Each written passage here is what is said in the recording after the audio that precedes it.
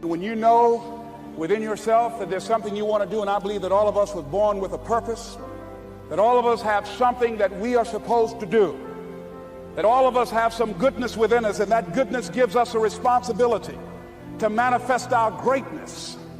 And when you know that, you can feel it in your guts, and you know that you're deliberately operating below your potential, you've gotten comfortable, you stop expanding, you stop stretching, you stop challenging yourself. Let me share something else with you. Not only is it possible for you to have your dream, but it's necessary. It's necessary that you have it, that you work on it, that you develop yourself, that you go for what is yours in the universe. I was in my comfort zone. I was doing just enough to get by. I was working on a job. They paid me just enough to keep me from quitting, and I worked just hard enough to keep from getting fired. How many know people like that? Blink your eyes if you understand what I'm talking about. I was parked. I knew I could do more. But when my mama died, it took something out of me.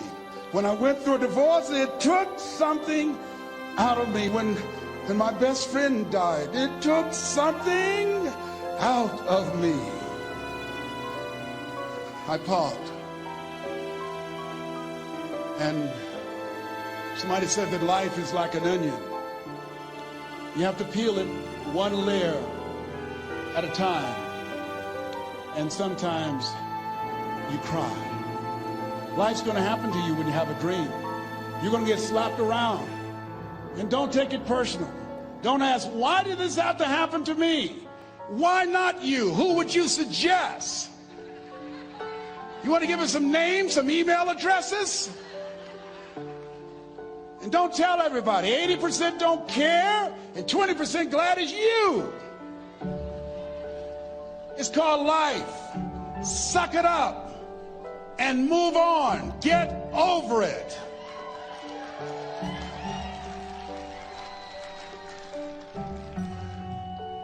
It happens to everybody. Here's the other thing: is you look at your goals and look at your dreams. When you're going through some stuff, repeat out to me, please. When things go wrong, don't go with them. Yes, write that down. When things go wrong, don't go with them. When you're working on a business deal, you're counting on some money. Someone said you will get the loan, and it falls through. You have an event, and the people that you thought would be there and support you, they don't come through, or someone turns against you, or you get ripped off. It's going to happen to you. Happened to me. Someone stole all my products, my database, over 180,000 names and addresses. It's not personal. It's going to happen to everybody. It does. 8 out of 10 millionaires have been financially bankrupt. Walt Disney had he filed bankruptcy 7 times and had 2 nervous breakdowns. It's called life. But I got a saying: when life knocks you down, try and land on your back, because if you can look up, you can get up. You've got the power in you to do that.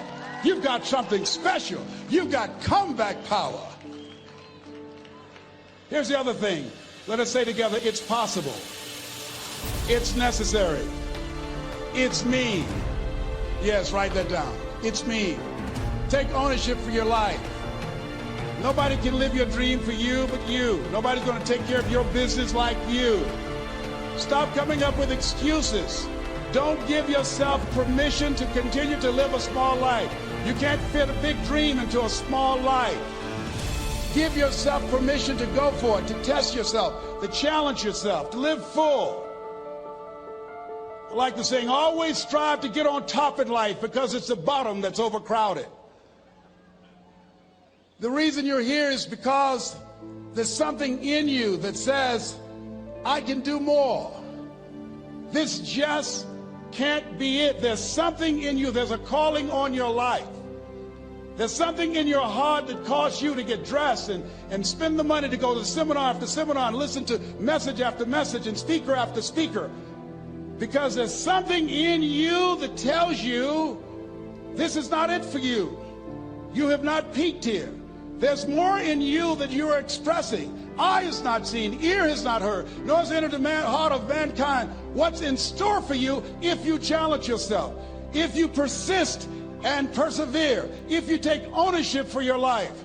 George Bernard Shaw said the people that make it in this life, they look around for the circumstances that they want, and if they can't find them, they create them. Create what you want. You have the power in you to do more than you can ever begin to imagine, to control your destiny, to make a difference in our children, to make a difference on the planet, to make an impact. Let us say together, it's me.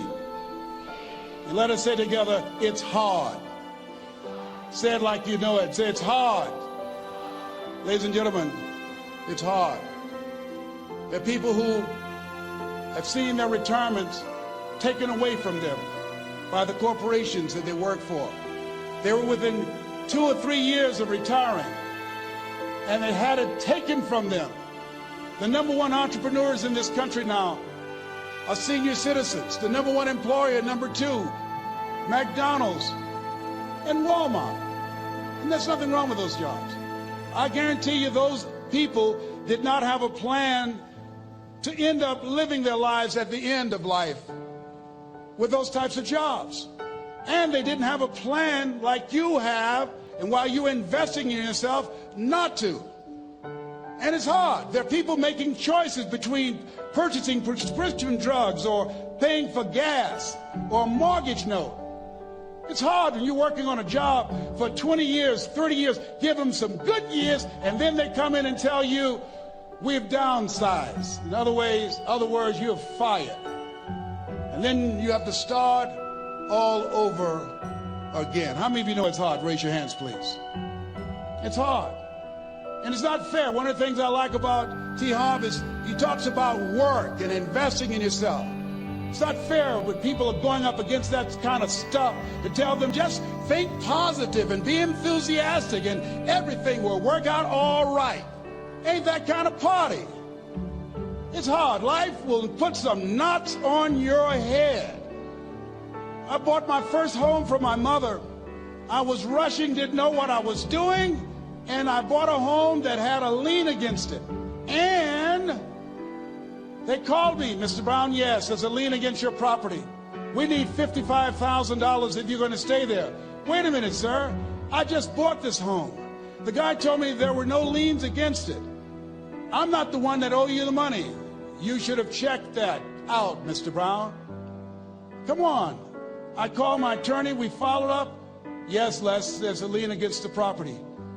But he told me there were no liens. He lied, obviously. Oh, my God. He told me he wanted to help me because he admired the fact that I was buying this home for my mother and that he was adopted, and he identified with me. Les, he sucked at you. He played you, man. So what? Well, would they take payment arrangements?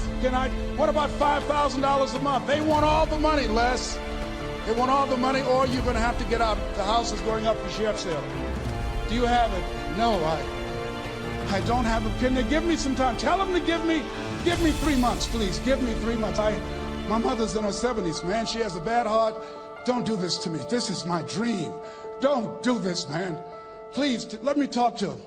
Les, I'm talking to their attorney. They don't want to talk to you. I've got to talk to the attorneys. Do you have the money? No. Will they give me 3 months? No. What about 2 months? No, Les. They want the money in 7 days. Oh, my God. Let me call you back. I'm not sure. And I walked the floors thinking, God, how could this happen to me? I got to figure this out, huh? I got to figure this out. It seemed like the days are just ticking off, ticking off. Thursday, I had to call them and let them know. They called me, Les, do you have the money?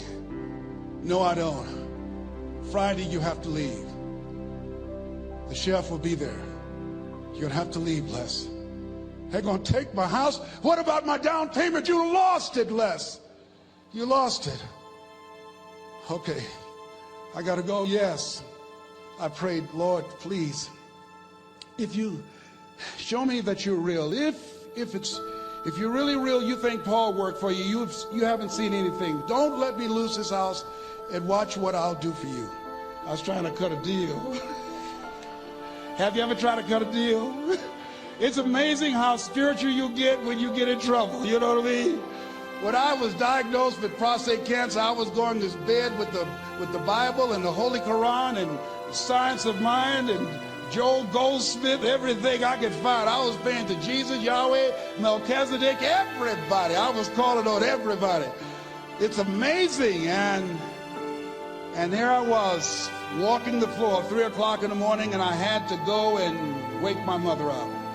I got on my knees and I said, Mama, I said, I need you to wake up. She said, what's wrong, Leslie? I can hear you walking back and forth. I'm not asleep, son. I said, there's something I need to tell you. She said, your eyes are red. Why are your eyes red? Because I feel so stupid now. Why? We got to move tomorrow. Why, Leslie? There's a lien against the property, and they want $55,000, and I don't have it. And we're going to be set out tomorrow. We have to go back to Liberty City. So she said, it's okay. I don't like this house anyhow. I said, why? She said, because of my arthritic knees, it hurts my knees when I go up the steps. I said, and why didn't you tell me? Because you were so happy. I just said it because you were happy. I'll live in a shack with you, boy. I love you. It's not the house. I love you. I love all my children. I said, thank you, Mama. Thank you. And the next day when we were in the truck going back to Liberty City, and we pulled down 68th Terrace, the neighbors came out and said, whoa, Mamie, y'all coming back? Are you back? Yes. What happened to the home your boy bought for you? Those boys you adopted. Leslie didn't do a title search. He made a mistake. And boy, I was so humiliated. How many ever made a mistake that you were just humiliated? Raise your hands. I was devastated. I was taking the furniture off the truck, and my mother came and I was crying. And she said, boy, I said, yes, ma'am. She said, hold your head up. I said, Mama, I can't. She said, hold your head up. I said, why? Look what I've done. She said, it's okay. It's okay. You are going to make a lot of mistakes in life, young man. You're going to fail your way to success. You have nothing to be ashamed of. Keep your head up and take that furniture back in the house. I said, yes, ma'am. And I learned something from that. If you ever go through something, hold your head up. If you ever make a mistake, hold your head up. If you ever do something that everything goes wrong, life catch you on the blind side, hold your head up. It's not over. Goethe said, that which does not kill you will make you stronger. Hold your head up. Shake someone's hand on your right and left and say, hold your head up.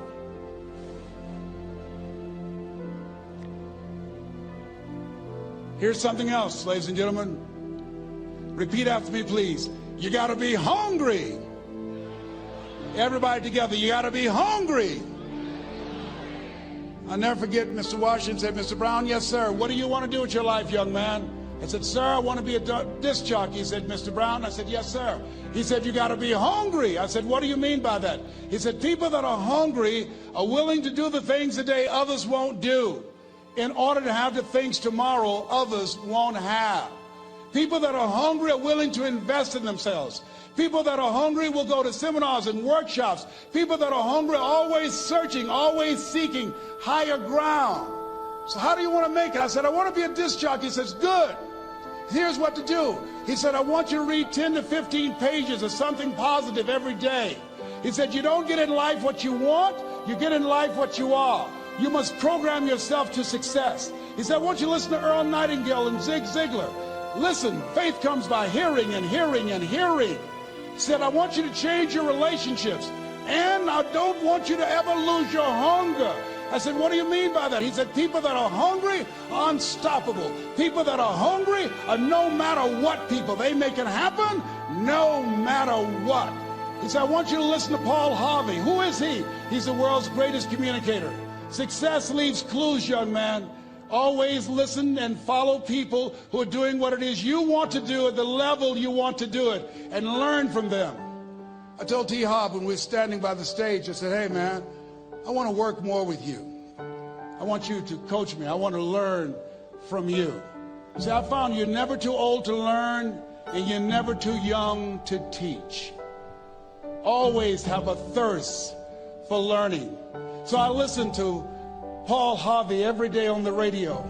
While in school, I would go out and listen in his car. He gave me his keys. I was working to develop myself. And I continued to listen to motivational messages, and he would take me to see the late Dr. Norman Vincent Peale, who wrote the book, The Power of Positive Thinking. I toured with him before he passed. You have something special. You have greatness within you. Don't allow your circumstances to determine who you are. Don't allow your negative thoughts to hold you back. You have something special. You can do more than you can ever begin to imagine. Dr. Peale was an incredible man. I admired him when he spoke. He gave me goosebumps. I can feel him in my heart. And I never forget, we were coming back to the school, and Mr. Washington said, Mr. Brown, yes, sir. When Dr. Peale spoke, you didn't move. When he spoke, you were hanging on every word. When he spoke, we didn't have to tell you to sit down and be quiet. Why? I said, sir, I could feel him when he talked. I felt like he was talking to me, sir. He said, he was. I said, but he doesn't know me, but he was speaking to you.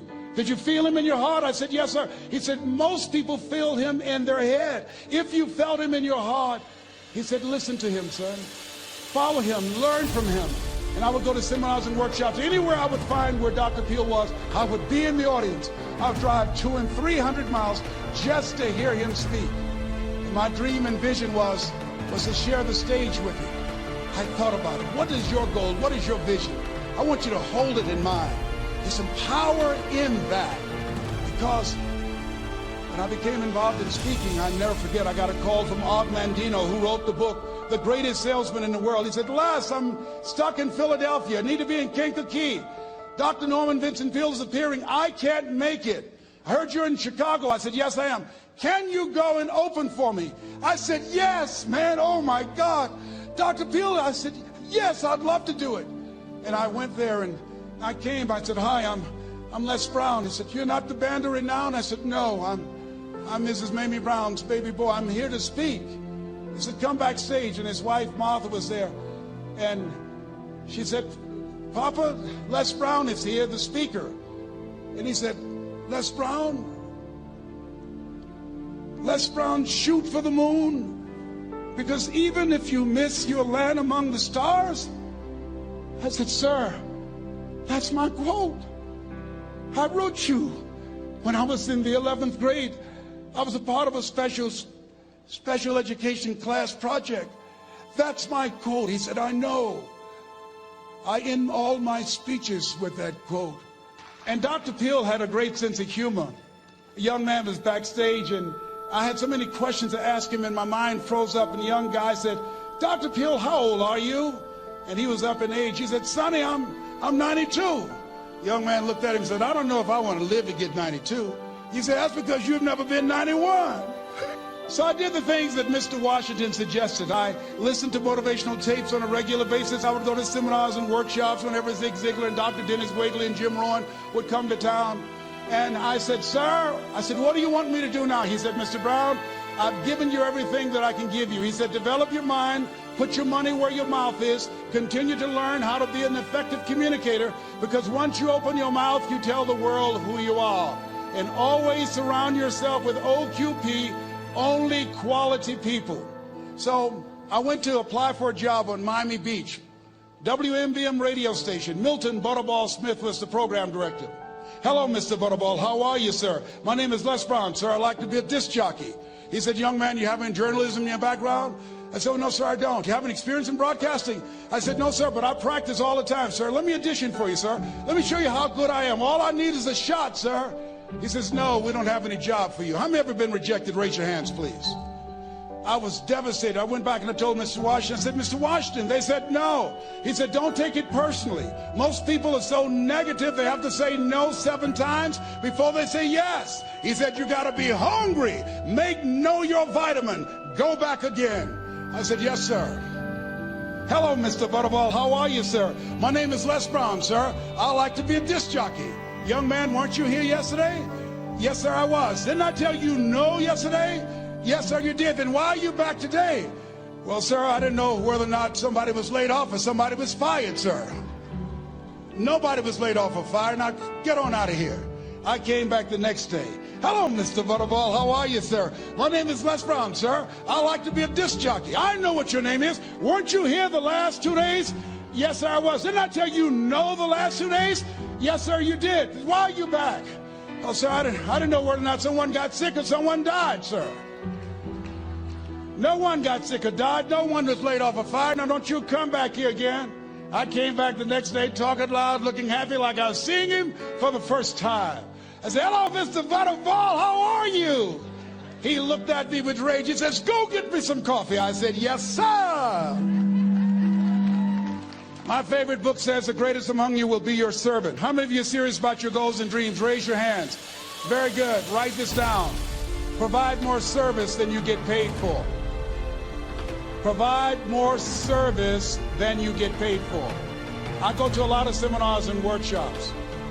And one of the things I know about T. Harv Eckert, when I was sitting in the class with Robert Royalpel and all of the other presenters, they hold themselves to high standards and they provide more information than anybody else in the industry, bar none. They hold nothing back because their commitment is for your success. And when you hold yourself to high standards, write this down, impact drives income. That's why you're here. Because the training, the seminars, been making a difference in your life. If they did not have impact, 200 or 300 people would be here, if that amount. Impact drives income. So I became the errand boy for the disc jockeys. I would go get their lunch and their dinner, and I would bring it to them in the control room, and I'd watch them working the control boards, knowing my time will come. Write this down. I expect to reach my goal. Yes, you want to operate with a spirit of expectation. I expect to reach my goal. So I started preparing for the next position. Never forget one quote that I heard. As you look at your life, you look at your goals and dreams. It's better to be prepared for an opportunity and not have one than to have an opportunity and not be prepared. If you expect to reach your goal, prepare yourself now. And so then pretty soon, the guys at the station, they begin to take a liking to me. Write this down. Build relationships. As you're aware, people deal with people that they know, like, and trust. And so they would say, Leslie, yes, sir. Come here, yes. Come outside. Who did this? Oh, your car? Yes. Who cleaned my car? I did, sir.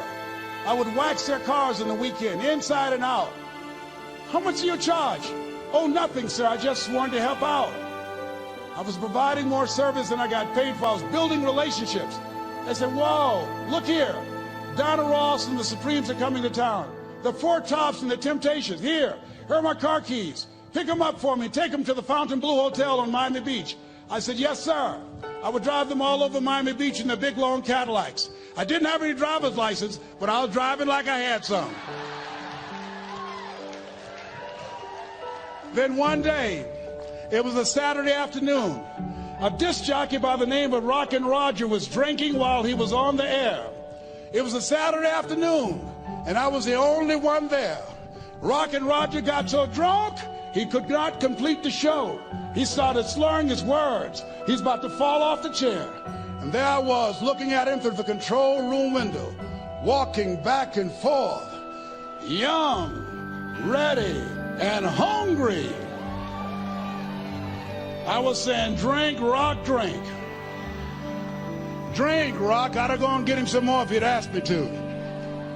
Then pretty soon the phone rang. It was the general manager, and I answered the phone. I said, hello? He said, young boy, this is Mr. Klein. I said, I know. He said, Rock can't finish his program. I said, I know.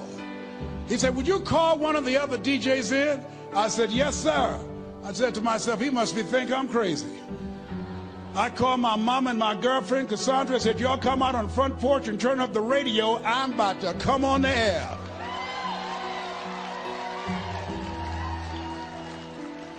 I waited for about 20 minutes, and I called him back.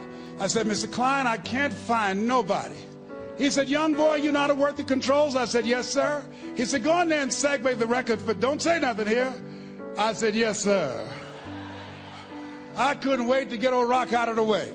I put on a fast record. I said, look out, this is me, LB Triple P. Les Brown, your platter playing papa. There were none before me, and there will be none after me. Therefore, that makes me the one and only. Young and single and love Domingo, certified, bona fide, indubitably qualified to bring you satisfaction and a whole lot of action. Look out, baby, I'm your love man. I was hungry.